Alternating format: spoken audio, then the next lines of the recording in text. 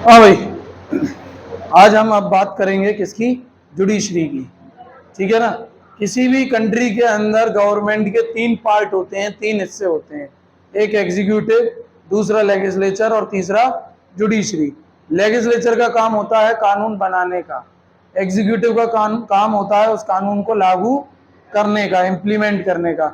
और जुडिशरी का काम होता है कि वो कानून क्या कॉन्स्टिट्यूशन के अकॉर्डिंग बना है या नहीं, क्या वो लॉ जो कानून लेजिस्लेचर के द्वारा बनाया गया है और एग्जीक्यूटिव के द्वारा इम्प्लीमेंट किया गया है, वो कानून कॉन्स्टिट्यूशन के प्रोविजंस के अकॉर्डिंग है या नहीं।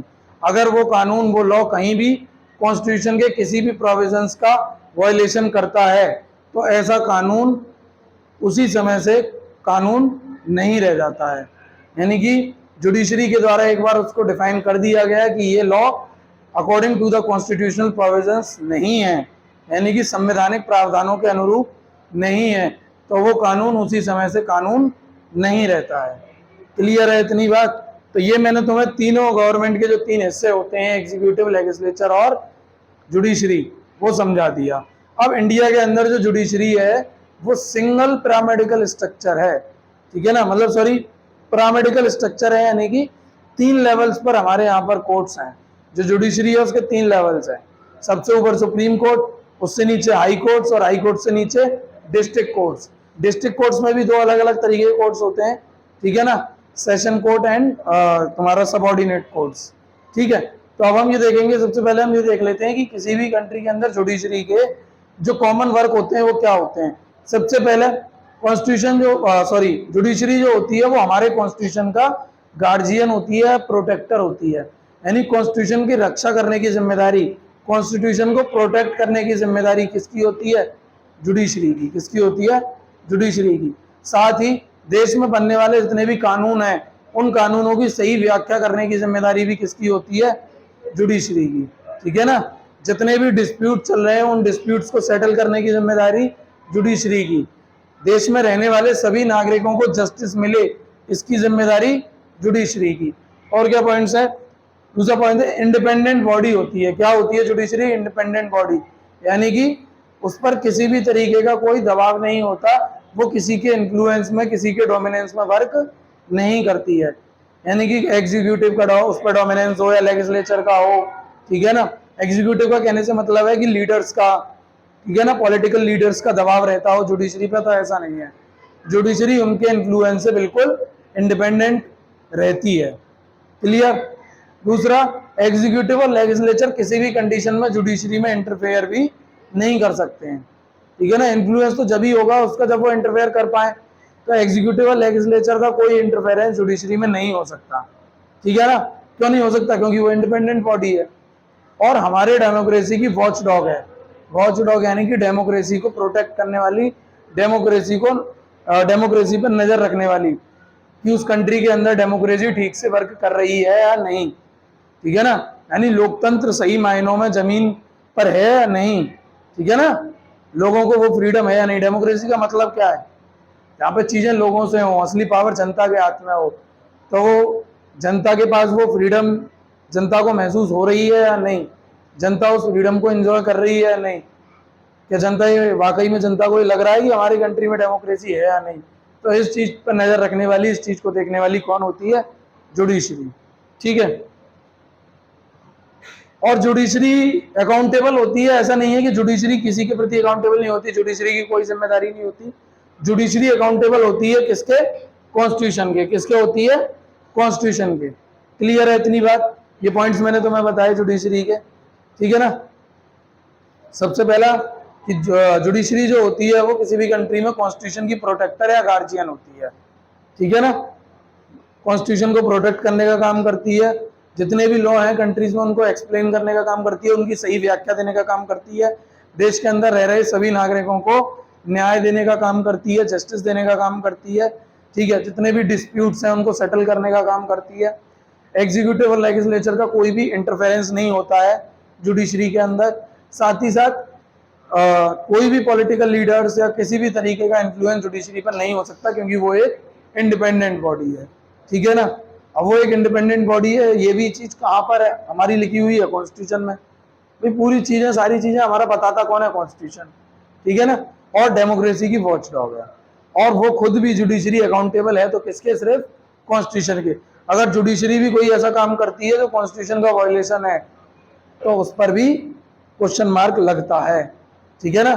कोई भी जज ऐसा है जिसके द्वारा कोई ऐसा काम किया गया है जो अनकॉन्स्टिट्यूशनल है, तो उस जज को हटाने का भी प्रोसेस कॉन्स्टिट्यूशन में लिखा हुआ है। जैसे प्रेसिडेंट को हटाया जाता है उसकी पोस्ट से इम्पीचमेंट, कुछ वैसा ही प्रोसेस होता है जजेस को हटाने का, ठीक है।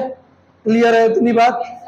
चलिए अब आगे बढ़ते हैं, जुडिशरी के बारे में और देखते हैं, सुप्रीम कोर्ट, हाई कोर्ट और डिस्ट्रिक्ट कोर्ट्स के बारे में जानते हैं। चलिए आगे बढ़ते हैं।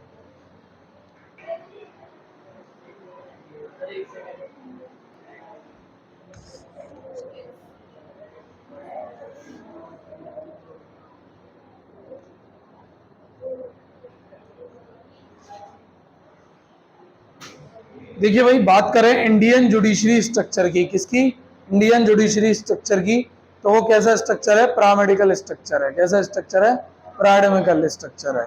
और साथ ही साथ एक सिंगल इंटीग्रेटेड सिस्टम है हमारे यहाँ जुडिशरी का। यहाँ मैंने लिखा हुआ है सिंगल इंटीग्रेटेड जुडिशियल सिस्टम, यानी कि सिंगल इंटीग्रेटेड, यानी कि जो सारा जो पैरामेडिकल स्ट्रक्चर है वो कनेक्टेड है एक दूसरे से। क्या है, कनेक्टेड है। एक ही सिस्टम है जुडिशरी का जो अलग अलग लेवल्स पर काम करता है, जिसमें सबसे ऊपर होता है सुप्रीम कोर्ट, उससे नीचे हाई कोर्ट्स अलग अलग स्टेट्स के, और उससे नीचे डिस्ट्रिक्ट कोर्ट्स। लेकिन वो काम एक दूसरे के सुपरविजन में करते हैं। एक दूसरे के मतलब सबसे ऊपर है सुप्रीम कोर्ट, उसके सुपरविजन में काम करते हैं हाई कोर्ट्स, और हाई कोर्ट्स के सुपरविजन में काम करते हैं डिस्ट्रिक्ट कोर्ट्स, ठीक है ना।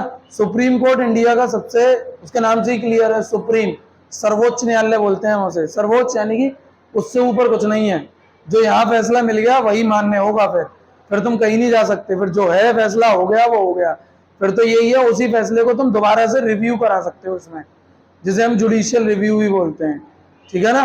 वो जो जुडिशियल रिव्यू होता है उसमें आप फिर से जो अभी आपके केस में फैसला आया है उसको दोबारा से रिव्यू करने के लिए कह सकते हो सुप्रीम कोर्ट से, तो सुप्रीम कोर्ट उस पर फिर से सुनवाई करता है। कि हो सकता है कि हम तो चलो कोई हम चीजों को ढंग से ना कुछ मिस हो गई हो चीज, तो वो दोबारा से सुनवाई करता है, और दोबारा से सुनवाई करने के बाद जो फैसला देगा वो फिर बाइंड है, मानना ही मानना पड़ेगा सबको। क्लियर है इतना। तो सुप्रीम कोर्ट के बारे में देख लो पहला, कि इसके डिसीजंस भारत के सभी कोर्टों पर बाइंड होते हैं, यानी कि कोई भी हाई कोर्ट हो, कोई भी डिस्ट्रिक्ट कोर्ट हो, कोई भी सबऑर्डिनेट कोर्ट हो, सुप्रीम कोर्ट के द्वारा दिया गया फैसला सभी कोर्टों के लिए बाध्यकारी होगा उनके मानने के लिए, ठीक है ना। क्लियर है। हाई कोर्ट ने कोई भी डिसीजन दिया हो उस केस पर, जब वो केस सुप्रीम कोर्ट में पहुंचेगा, कोई भी केस हो सकता है, मैं एग्जांपल लेके समझा रहा हूं तुम्हें ऐसे ही, कि कोई केस है जिसमें हाई कोर्ट ने कोई भी फैसला दिया और वो केस जब सुप्रीम कोर्ट पहुंचा, तो सुप्रीम कोर्ट के द्वारा जो डिसीजन आएगा, उस पर जो फैसला आएगा वो मान्य होगा, ठीक है, चाहे हाई कोर्ट ने कोई भी फैसला दिया हो, ठीक है ना। और सुप्रीम कोर्ट हाई कोर्ट्स को करने के लिए जो डायरेक्शंस देगा वो भी उनको फॉलो करने होंगे, क्योंकि हाई कोर्ट, जितने भी हाई कोर्ट्स हैं इंडिया में, सभी सुप्रीम कोर्ट के सुपरविजन में ही काम करते हैं। क्लियर है। सुप्रीम कोर्ट की डायरेक्शंस पर ही वो वर्क करते हैं, ठीक है। दूसरा पॉइंट है कि सुप्रीम कोर्ट जो है वो हाई कोर्ट्स के जजेस का ट्रांसफर भी कर सकता है, यानी हाई कोर्ट के किन्हीं भी जजेस का वो एक हाई कोर्ट से दूसरे हाई कोर्ट में भी ट्रांसफर कर सकता है। क्लियर है इतनी बात, नहीं समझे। इंडिया में इतने सारे हाई कोर्ट्स हैं, हर स्टेट का अपना हाई कोर्ट है, तो उन हाई कोर्ट्स के जजेस का एक जगह से दूसरी जगह जो ट्रांसफर करने की पावर है वो किसके पास है, सुप्रीम कोर्ट ऑफ इंडिया। किसके पास है, सुप्रीम कोर्ट ऑफ इंडिया, यानी सुप्रीम कोर्ट के पास में है। और देखिए क्या पॉइंट है, भारत के किसी भी कोर्ट में चल रहे किसी भी केस को वो अपने पास मूव करा सकता है, यानी सुप्रीम कोर्ट को लगता है कि उस डिस्ट्रिक्ट कोर्ट में या उस हाई कोर्ट में जो केस चल रहा है वो बहुत ही पब्लिक इंपोर्टेंस का मैटर है, या उसकी इंपोर्टेंस इतनी ज्यादा है कि उसको डायरेक्टली सुप्रीम कोर्ट पर उस पर सुनवाई करनी चाहिए। तो सुप्रीम कोर्ट ऐसे केसेस में उस केस को, चाहे वो किसी भी डिस्ट्रिक्ट कोर्ट में हो, चाहे वो किसी भी हाई कोर्ट में हो, उसको डायरेक्टली अपने पास मूव करा सकता है और फिर उस पर वो खुद सुनवाई करता है। क्लियर है। और इसी में दूसरी चीज है कि वो किसी भी हाई कोर्ट में चल रहे किसी भी केस को किसी दूसरे हाई कोर्ट में भी ट्रांसफर कर सकता है। मान लो इलाहाबाद हाई कोर्ट में कोई केस चल रहा है, तो सुप्रीम कोर्ट उस केस को इलाहाबाद हाई कोर्ट से पंजाब और हरियाणा के हाई कोर्ट में भी ट्रांसफर कर सकता है, या राजस्थान हाई कोर्ट में भी ट्रांसफर कर सकता है, या किसी और कंट्री के किसी और हिस्से के हाई कोर्ट में भी ट्रांसफर कर सकता है। क्लियर है? क्लियर है इतनी बात? तो ये थी हमारी paramedical structure, single integrated judicial system, समझ गए ना? क्योंकि जितने भी लेवल्स हैं, जो स्ट्रक्चर है, supreme court, high court, district court, तुम देख रहे हो ये पैरामेडिकल स्ट्रक्चर है, सबसे ऊपर सुप्रीम कोर्ट, उससे नीचे हाई कोर्ट, उससे नीचे डिस्ट्रिक्ट कोर्ट, ठीक है। लेकिन ये जो नीचे के हाई कोर्ट और डिस्ट्रिक्ट कोर्ट हैं, वो दोनों किसके सुपरविजन में काम करते हैं? सुप्रीम कोर्ट के, और डिस्ट्रिक्ट कोर्ट हाई कोर्ट के, और ये दोनों सुप्रीम कोर्ट के।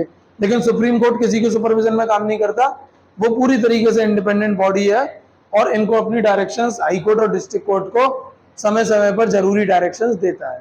क्लियर है? और उसकी पावर्स होती है वो मैंने तुम्हें बता दी, जैसे वो हाई कोर्ट के जो जजेस हैं उनका ट्रांसफर कर सकते हैं, हाई कोर्ट में चल रहे केसेस को ट्रांसफर कर सकते हैं, और किसी भी केस को डायरेक्टली अपने पास मूव करा सकते हैं उसमें सुनवाई करने के लिए। और इसके द्वारा दिए गए फैसले पूरे देश में सभी कोर्ट्स पर बाध्यकारी होते हैं, उन्हें मानने के लिए बाइंड होते हैं, वो उनको मानने के लिए। क्लियर है इतनी बात? तो ये थी आज की बात। कल हम बात करेंगे हाई कोर्ट्स और डिस्ट्रिक्ट कोर्ट की। आज के लिए जुडिशरी में इतना ही था। तो चलिए, धन्यवाद।